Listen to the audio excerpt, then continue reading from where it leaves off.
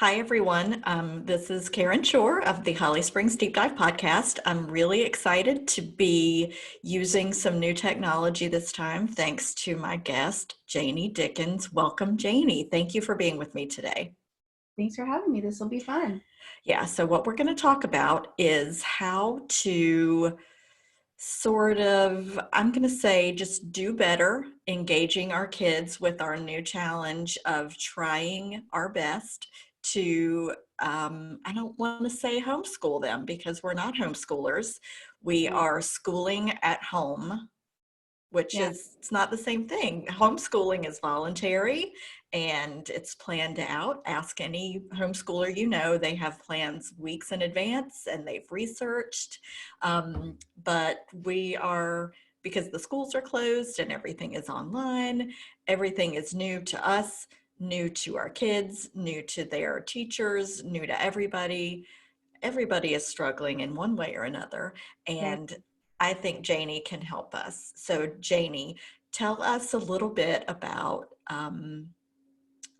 how you how you know so much. What do you know what you're talking about? I've talked to you, and my mind has been blown by some of the things you've said. So, I'm Oh, excited to talk to you. So, what's your background? thanks. So I started off as a classroom teacher. I spent 15 years in the classroom, um, taught everything from kindergarten to fifth grade, and um, and really enjoyed my time in the classroom a lot. Definitely felt that was really my calling, but toward the end of my time in the classroom, I really felt drawn toward special education advocacy. And so I left the classroom about 8 years ago to pursue advocacy full time. Within the course of that journey professionally, I became really involved with post adoption support and did a lot of training in the trauma informed teaching and learning movement, really, that started on the West Coast and has been trickling east for several years now. So I work extensively with families. I also work with one-on-one with kids occasionally within kind of a tutorial setting. I have worked extensively with some adoption agencies who just call me in to kind of facilitate the entry into school for older adoptees in particular, which is very challenging. But I also do a lot of training for teachers in schools, some national speaking that I've done related to trauma informed teaching. And so I'm fortunate because I get to really do everything and work with all of the stakeholders in that situation: parents, kids, schools, principals, everyone. And so as these changes have occurred within our communities and our school systems, I've actually heard from several of my clients wanting some support. So I've spent a little time just kind of adjusting some of my work to the virtual um, context, and what does that mean for us as parents, as teachers, and as learners too, because kids are having to do different things as well. So it feels good to be able to reach out to everybody and kind of give some tips on how to do all this. Yeah, and I think that a lot of times people view the word trauma as something just catastrophic and injurious and just that turns your whole world upside down. But this change to schooling from home, it's traumatic in its own way. So I think that your background with that sort of line of thinking is really good. Um, my my friends are struggling with getting their kids um, out of the context of being at home. I don't know how else to explain that. Um, it's like students innately know that when they're at school that they're supposed to be learning, and when Right, they're at home they are hanging out with friends or right, playing games or doing chores or right, hanging out with their parents or whatever. So they have to get into the mode of learning right. Right. when they're not in their normal context for learning. Right. And the same is true for the grown-ups, right? We have to get into the mode of working, some of us, um, and shifting our kind of our routines. So yeah, to your point about, is this traumatic? I see a lot of discussion about this on social media where, this isn't traumatic. I'll tell you what traumatic is. And and people have a lot of judgment related to whether or not this is really that hard. As adults, I think we can agree that this is challenging. What we don't always realize is that things can really cause quite a lot of internal discord for our kids, even if we don't necessarily see it on the outside. So this amount of change in our culture, in our world, is enough to make anyone feel really kind of dysregulated. And that's a word that really relates to our overall feeling of wellness. Are we kind of okay? Are we pretty balanced? Are we feeling, like most things are okay in the world, in our world? Or are we a little bit off, a lot off? All of those things are related to regulation. And so one of the things I wanted to share today is really the idea of, what are we asking our kids to do in terms of learning? When are we asking them to do it? How are we asking them to do it? And what is their overall kind of state of mind when we're asking them to be in school? And that's kind of an abstract idea now, because being in school is not physically being there right now. And most of our kids who are used to going to school, it's a complete mystery as to how I'm supposed to be in school when I'm not in school. So the first thing we need to think about is, where are our kids in terms of their brains? And I want to do just a little bit of wave top discussion about the biology of the brain, the physiology of the brain, and kind of how that's related to learning. So Okay. there's a professor at UCLA, his name is Dr. Dan Siegel, who has done some extraordinary work in terms of understanding how our brains work and how that is related to learning in particular. So I'll show you some resources from him and some websites. But he has come up with this brilliant, very simple, some people would say oversimplified model of the brain. And he uses his hand to do this. And so he uses the hand and the wrist to represent your spine, kind of coming up into the base of your skull. And then this area here is your reptilian brain, or your brain stem, which has a lot of different names. But basically, it's kind of the oldest part of your brain. It's the most simple kind of, it uses the most primal instincts that we have. It keeps us safe physically. It regulates your breathing and your heart, all of those kind of things we don't think about. Your reptilian brain is responsible for. It also is responsible for that idea of fight, flight, freeze, or faint, which is kind of another F word that scientists have included in this part of the brain. So when you're particularly threatened, this is the part of your brain that is activated. And then if we fold our thumb in, this represents the limbic area of the brain. And you may have heard people discuss the limbic area related to emotion, but really the limbic area and the brainstem, or the reptilian brain, work together to form our emotional center. So limbic system and brainstem. And it's really, what's happening here has to do with motivation, appraising a situation. Is it safe? Is it not safe? If it feels not safe, we're going to shift down here, and this part of our brain is going to be highly activated. If everything feels okay, then we may shift into the next section. So when we fold our fingers down over top of the limbic system and the brainstem, this is kind of how it's configured in your head. So now we've got the cortex. This part of the hand is the cortex. So we've got Visual, the cortex is really a mapping system. So it's going to use input from the occipital nerves back here, you know, where our eyes are taking in information, auditory information coming in from the side, and it's going to map that information, which is a higher level processing, as you can imagine, than just regulating breathing and heart rate and whether or not you're safe. So this is your cortex. And then your frontal lobe, which most of us are familiar with, this part here. Your frontal lobe is taking it in even a step further. And that's really where we are classifying information. We're digging in a little bit deeper. And then the prefrontal cortex, which is this part down here, is the highest functioning part.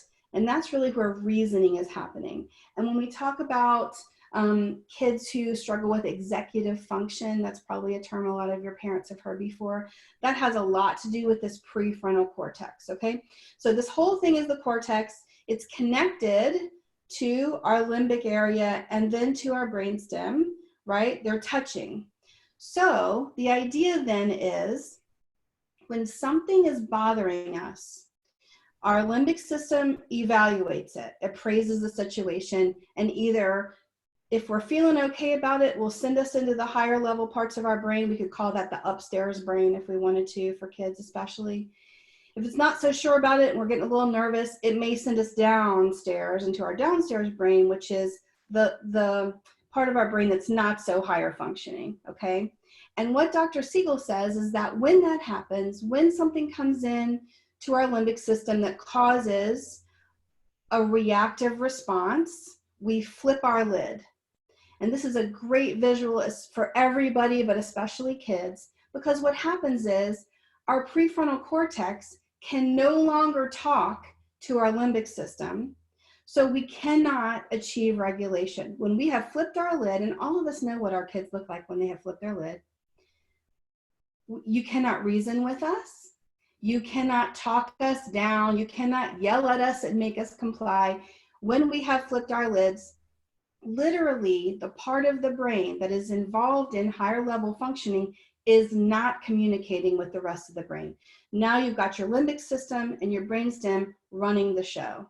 And depending on how intense the stimulus is, the limbic system can even start to disintegrate with the brainstem. And that's when we're really either reacting in our reptilian brain, we're reacting in a fight, flight, or freeze kind of. It could be an explosion, which would be outward, or it could be rigidity, meaning we go completely inward and kind of disconnect.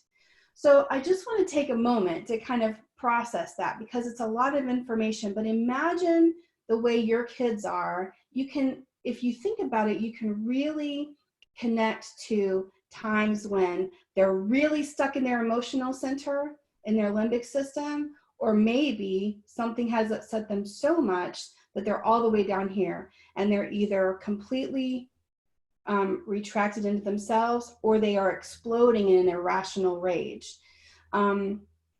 If we're honest, we can imagine that for ourselves too, right? Because this is not just how the kids' brains work, it's how our brains work. Does that make sense? Any questions? It does. Okay. So I would imagine that when it's time to do schoolwork, your kids should be like this, with your fist closed. Not, well, I don't want to talk about a fist when you're talking about, there's no like iron fist. That's not what I mean. I mean, like, your brain should be firing on all the cylinders. And if your kids are just in that, you know, I'm not having it, flipped lid mode, that's not the time to try to do schoolwork, because that's a recipe for discord. Right. So on the slide here, I have a couple of YouTube links that will just take your audience to Dr. Siegel's work. He's got a couple of really great YouTube videos. And then this one down at the bottom here is specifically kind of for elementary kids, that walks them through understanding this. But this is a really powerful idea that you can use to talk to your kids about where in their brain do they think they are? Being aware of that and being able to name what's happening internally. Dr. Siegel says, if you name it, you can tame it, meaning you can kind of take control of that physiological response and redirect your brain in the direction that you want it to go. So when kids have flipped their lid, here's what's happening on the inside. Reactions to all stimuli, whether they really are unsafe or safe, become reactive and in the brainstem. So as we shift from the upstairs brain into the downstairs brain, you're going to start to see super hyper emotional reactions, or even, those things, the fight, flight, freeze, or faint reactions of the brainstem. But if you've ever really tried to work with a kid who has flipped their lid, you know that they are irrational. You know that nothing you say matters. You know that they may even, if you try to touch them, they may react like you're trying to hurt them. And which is very frustrating for a parent, because you're not trying to hurt them, but it's because their brainstem is so highly activated that they are processing every stimulus as an attack. So it's really important when you notice that your kids have flipped their lid that you use some other strategies that we'll talk about.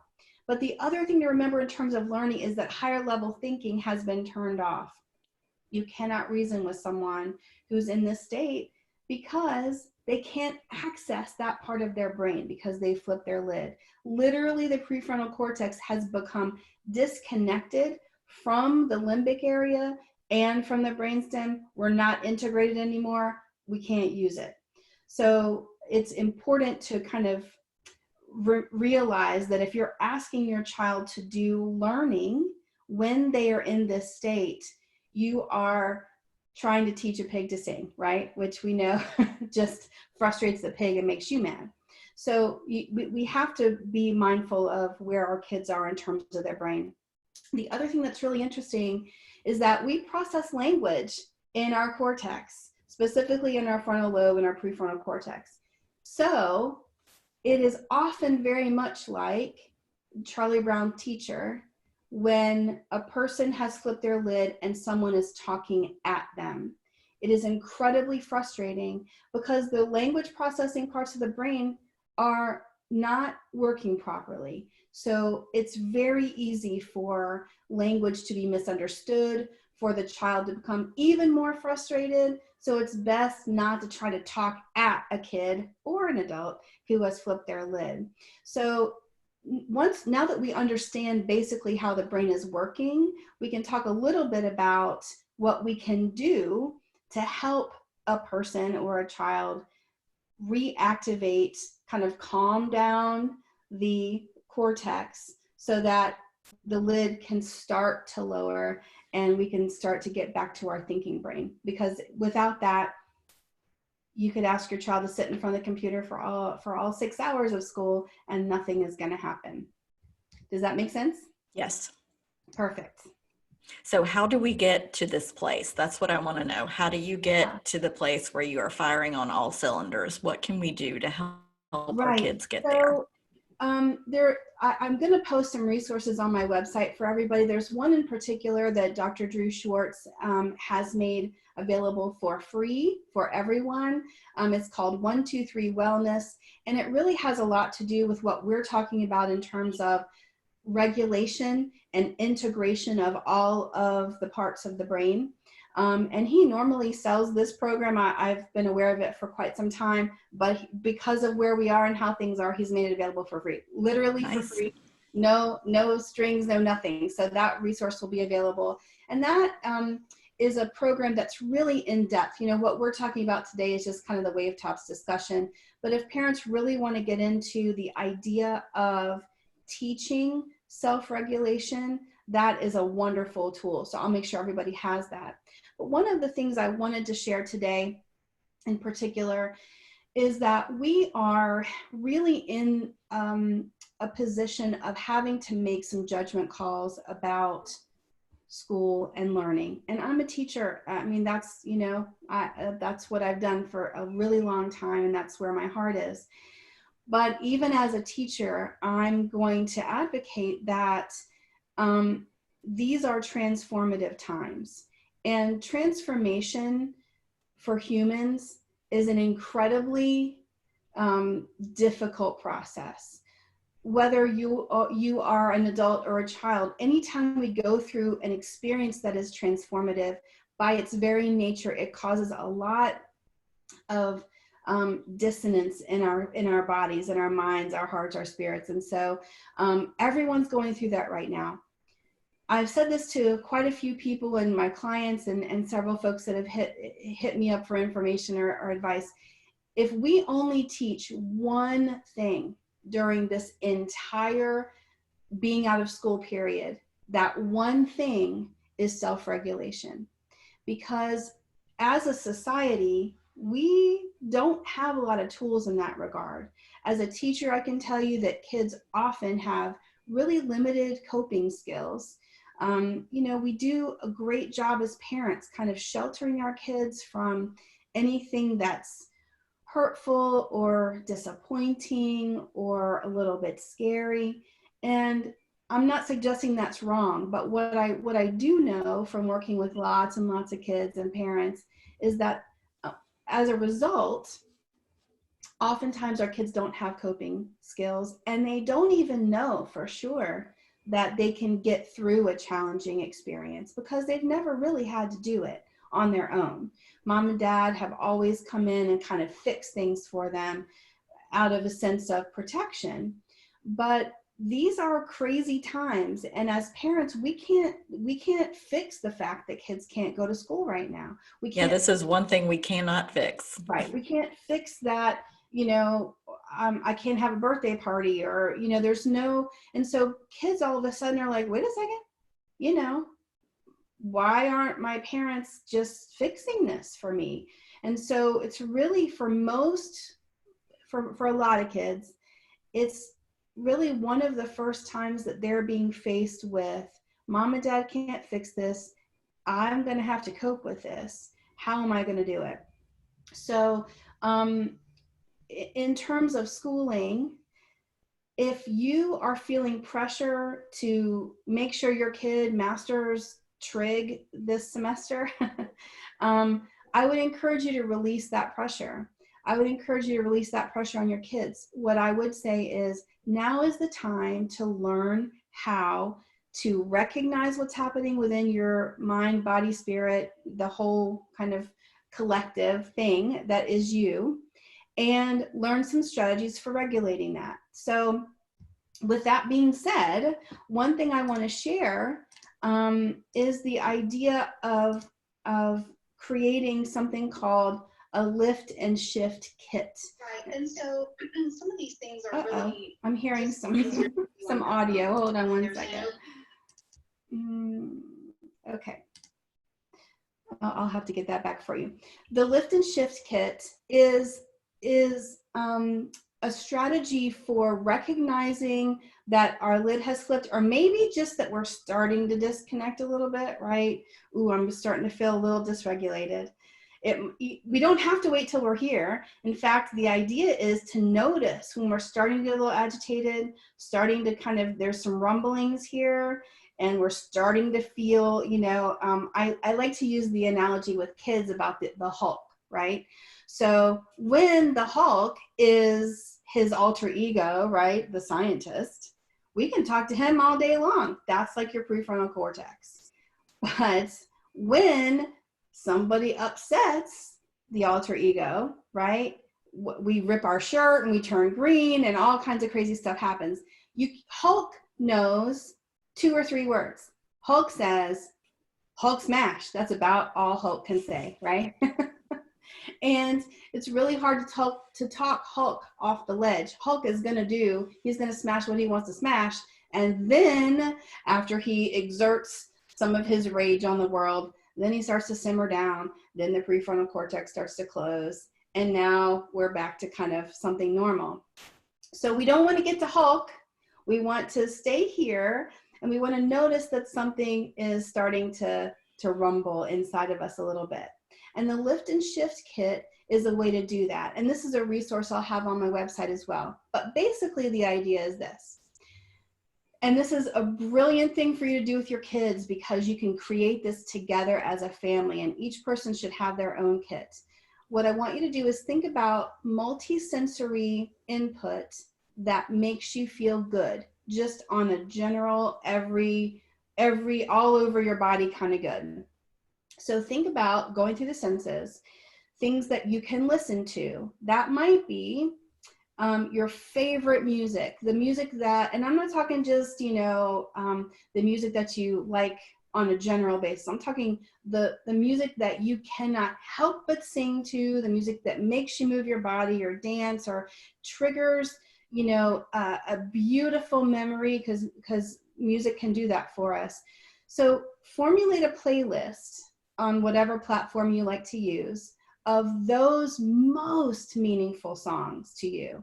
And your kids' selections might be dramatically different than yours, but that the idea is, what are those songs that you just love them and you don't even know why? So what are those songs? So that's one thing for audio. It also may be you have a favorite comedian or some silly jokes that just make you giggle. What can you listen to that really makes you feel good?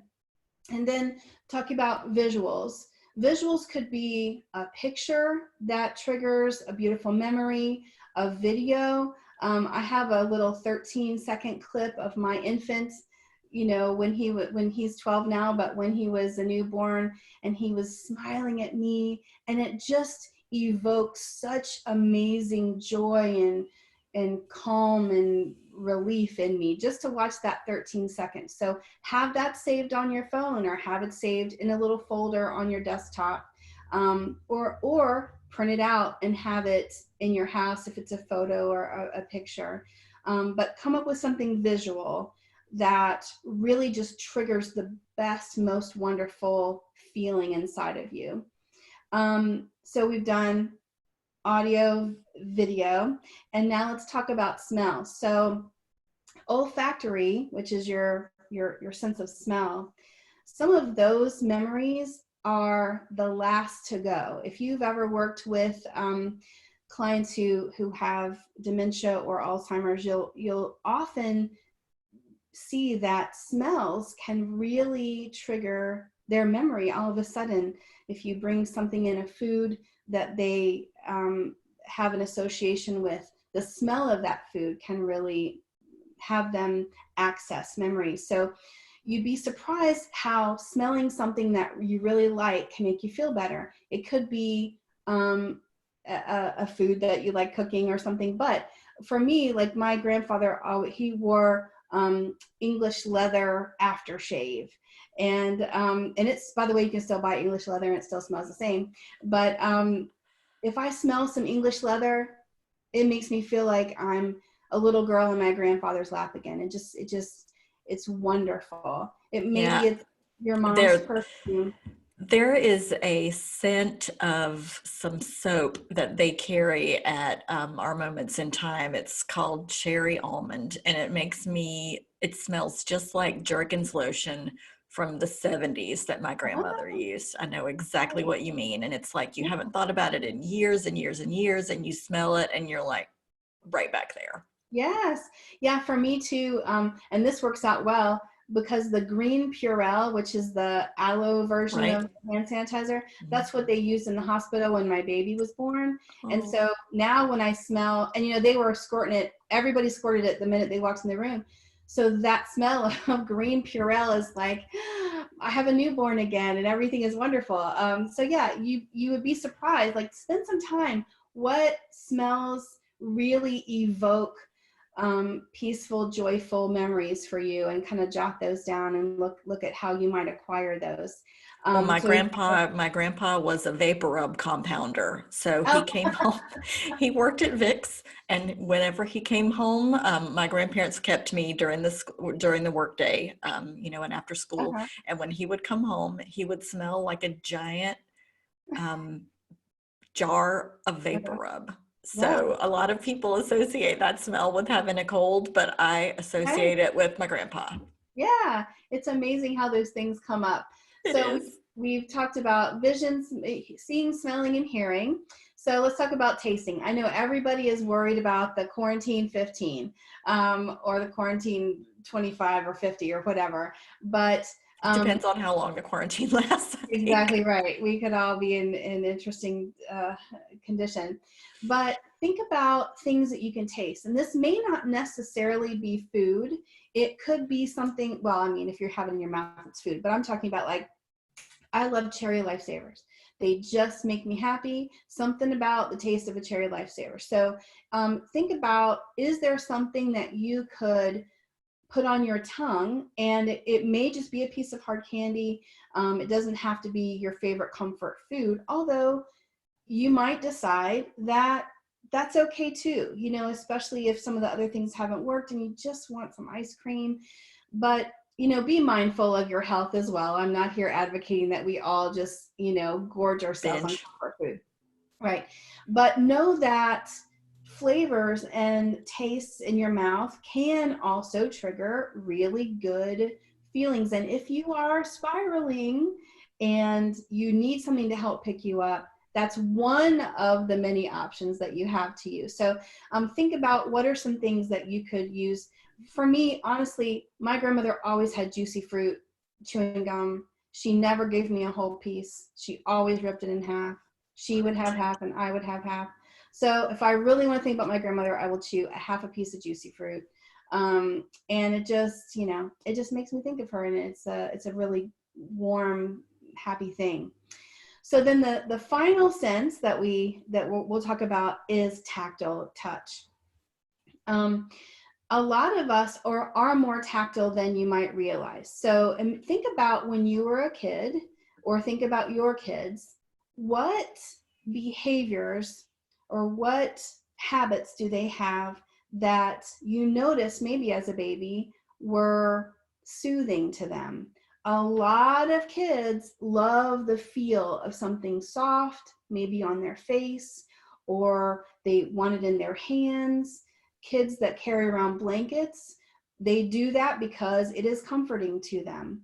And you might find that fabrics are especially comforting. And you don't have to be Linus and carry it around like a blankie. Especially for women, we can find a scarf that feels especially nice. And then nobody really, especially now, right, that the lady with the scarf is on TV all the time. How We many can, scarves does Dr. Burks own? My she, husband her and I scarf have even game noticed is it. off the chain. She is the scarf queen.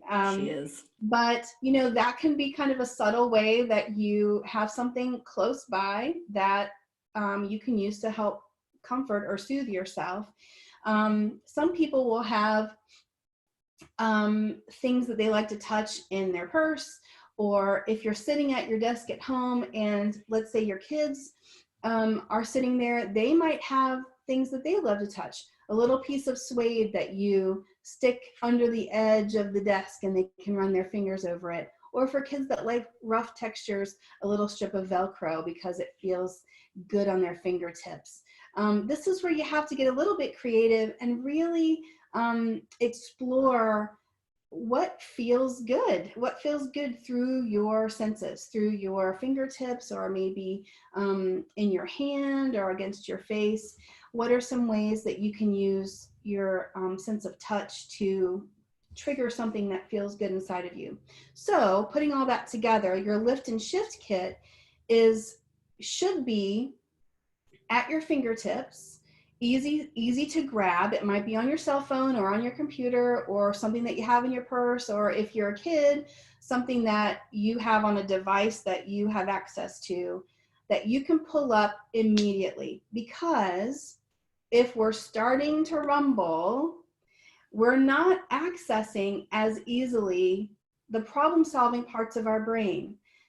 You can't have to wonder or imagine your favorite songs when you're rumbling. You need to create your lift and shift kit when you're in a pretty balanced state. And then you have it ready for you when the time arrives that you need something to help you kind of balance yourself. So that lift and shift kit idea really is designed to be tools at the ready, and it allows you to take action immediately. So Dr. Siegel says, if you can name it, you can tame it. And what that means is you name, you recognize, uh-oh, I'm starting to feel dysregulated. I'm going to pull a tool out of my toolbox to stop that spiraling process. So now let's translate that to learning. One of the beautiful advantages to learning at home is that learners have flexibility. For the most part, kids are not being asked to sit in front of the computer on a regular school schedule. They're being asked to engage periodically throughout the day, and then they disconnect and are just expected to get some work done. Well, in a school setting, teachers don't have the luxury of individually saying to kids, hey, sweetie, it looks like you're a little dysregulated. Just come back to this task in 15 or 20 minutes after you've used some tools from your lift and shift kit. Right. Teachers can't do that, right? But you can do that at home, and you can encourage your kids to do it. You can model it for them by using your own lift and shift kit and by speaking about that out loud. So let's say you're both working. You're doing some work, your kid's beside you doing some work, and you notice that you're not very productive. You can say out loud, you know what? I think I need to use a tool to help regulate. So I'm gonna go find those cherry lifesavers and have one. And you can model that for your kid just by doing it. And as your kids see that you're recognizing what's happening internally, that will encourage them to do the same thing. But they may need you to be noticing it for them as well. And so what that looks like is, hey buddy, seems like you're a little off. You want to pull one of your tools out? Let's do something. You want to, listen to some music for a couple minutes and see how you feel then. So give them a cue to pay attention to what's happening. And if they're like, no, I'm fine, well, then you That's may a have big clue that you were right. Right. Yes, you don't seem too fine, sweetie. So you may have to pull rank and say, yeah, no, you're not. And here are your options. Which one would you like to pick? And that's where having that list of tools is really handy. You want to give your child the option of choosing something because that appeals to their need for power and control. But if you've already gotten to this point where we've completely flipped our lid and there's really nothing left to do but start to attempt regulation, that's kind of beyond the lift and shift kit. That's when we really have to just step away from the situation and completely redirect what our brain is doing. The lift and shift kit is designed as a stopgap when you recognize that something's a little off.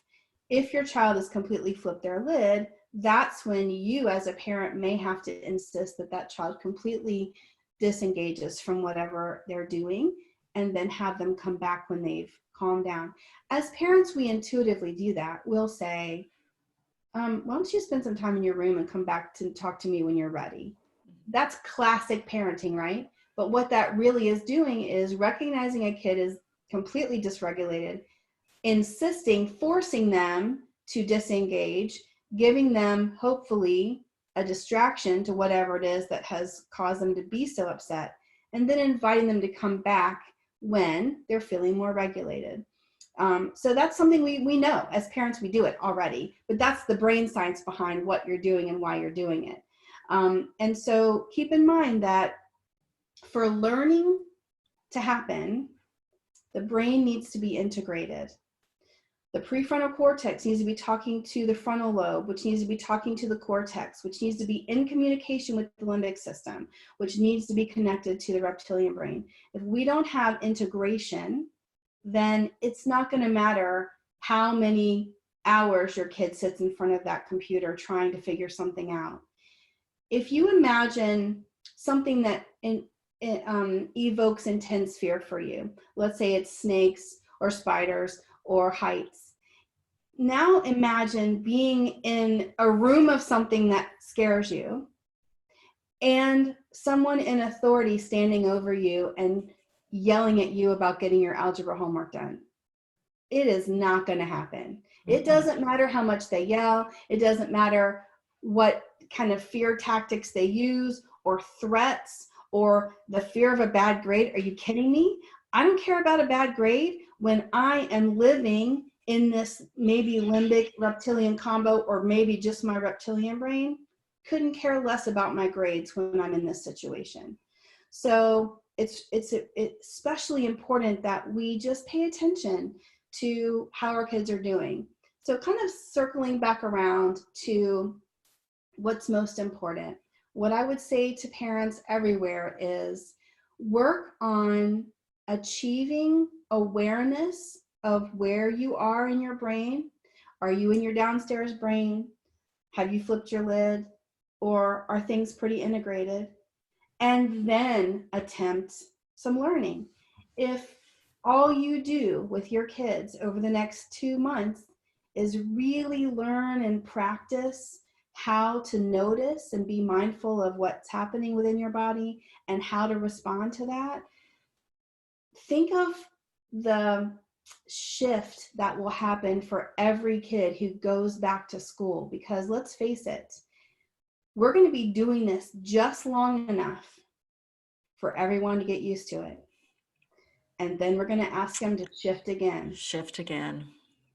So if we have taught how to notice how you're feeling, what to do when you start to flip your lid a little bit, how powerful is that going to be for kids who are going back to school and having to readjust all over again? The academics will work themselves out.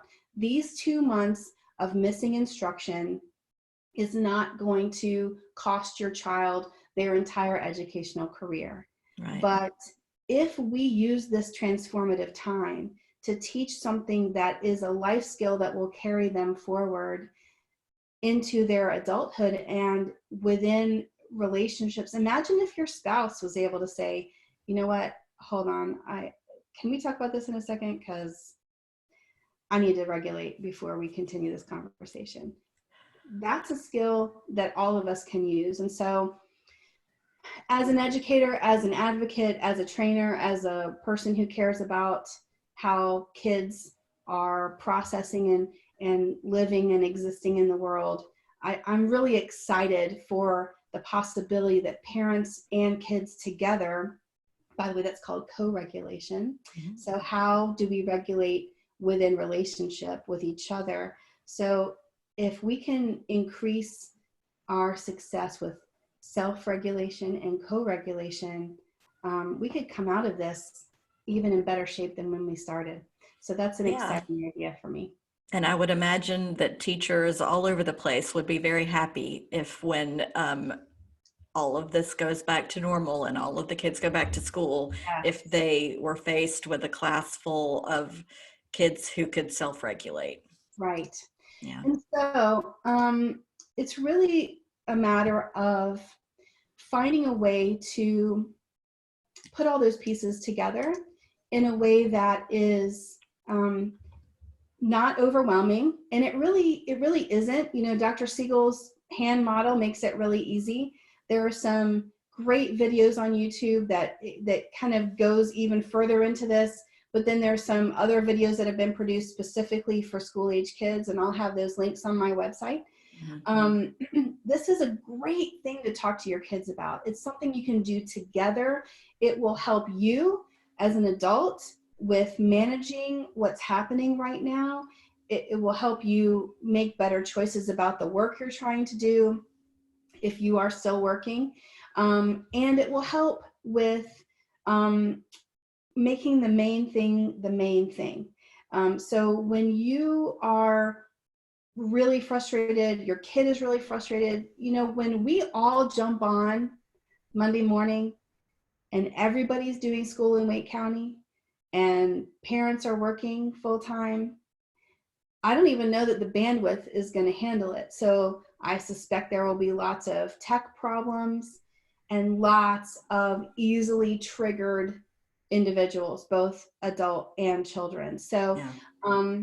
give yourself some grace, spend a little time paying attention to when you're getting frustrated, and use some strategies. So in addition to the lift and shift kit, I'll have the link for Dr. Drew Schwartz's work, which is the 1-2-3 wellness. Those are short little video. It's like a self-guided class or course really that you can do together with your kids. He's a brilliant teacher, and he gives a few little short videos and then some journal type exercises that you can do. It's lovely to do together. And if any of your listeners need support, one of the ways I'm doing that is by kind of helping, especially working parents, with monitoring and managing this at-home learning. So that's a service that I'm offering through my website as well. So all of those resources will be linked to your page, I think is how we were going to do it. So people Right. Okay. Yeah, I'll have all kinds of links in the show notes.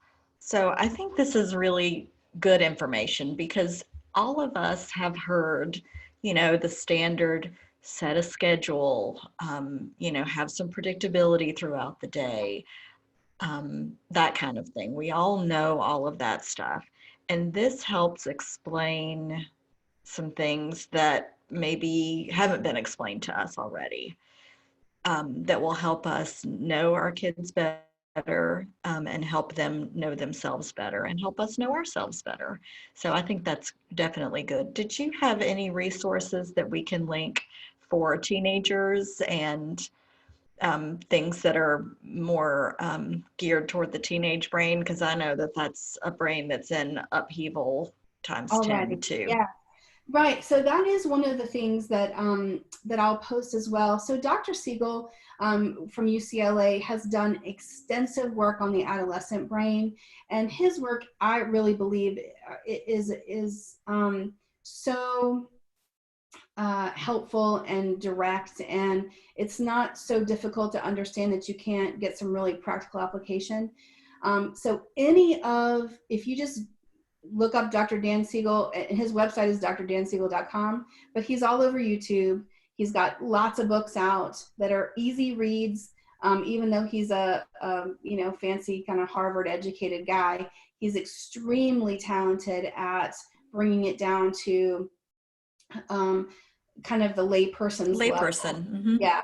And so any of his resources, especially on the adolescent brain, one of the things he likes to say is that the adolescent brain is undergoing renovation. So it's like you're gutting a house and rebuilding it from the inside. And so it's going to look worse before it looks better. Is that what you're saying? Right. And I think all of us can think back to our adolescent years and remember thinking, what is wrong with me? And so he has just a wealth of information on the adolescent brain and how to more successfully parent adolescents with that understanding of their brain structure and how things are changing. So I highly recommend his work on the adolescent brain. But in general, his approach to parenting is very much about co-regulation.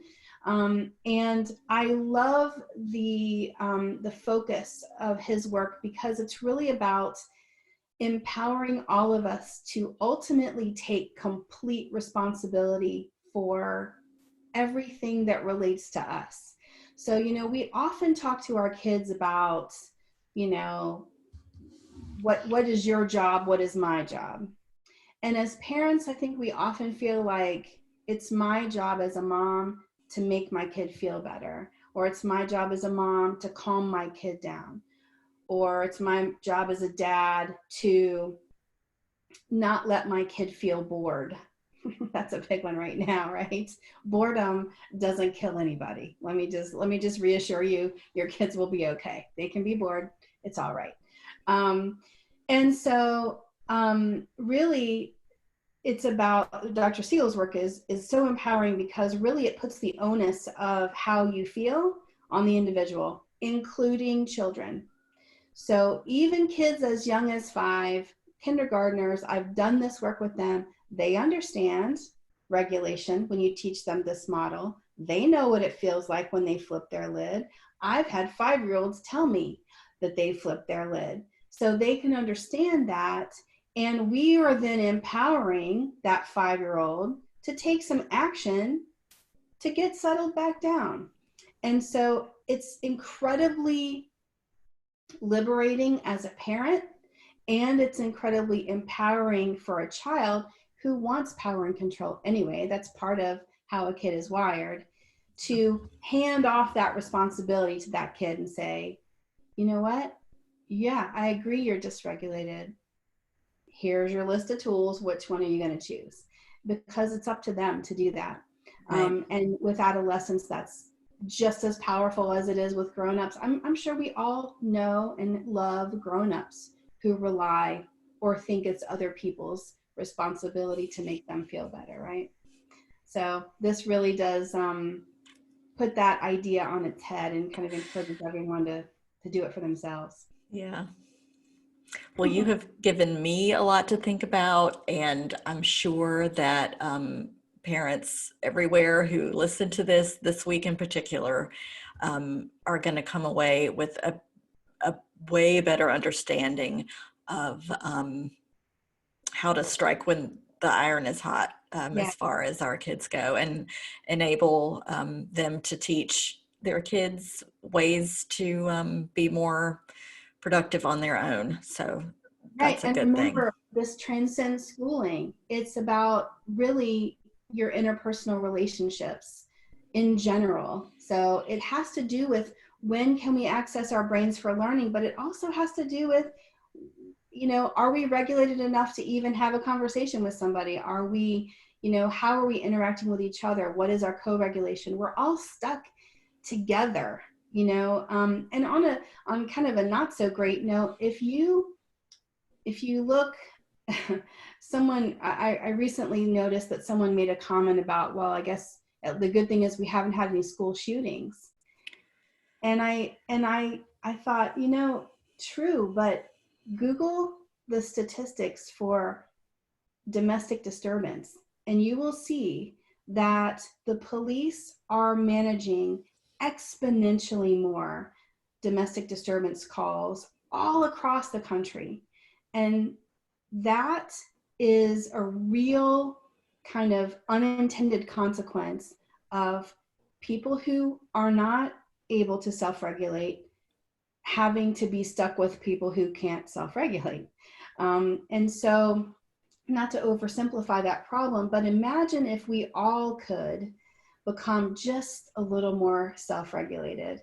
Imagine if we all could take on that responsibility and learn how to simmer ourselves down, kids and adults.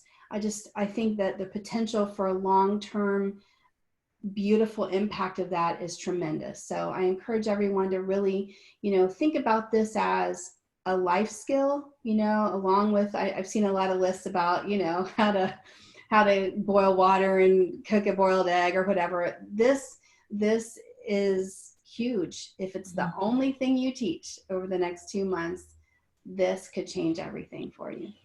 Well, thank you so much for sharing all of this that you've learned and distilling it into something that's easy to understand. I am so grateful that I was able to connect with you for this. Yeah, thank you. This has been my pleasure. And again, I look forward to, you know, if any of your audience wants to reach out, they'll be able to do that through my website. Yep. And be happy to continue the conversation. All right. Thank you. You did a good job. Thanks.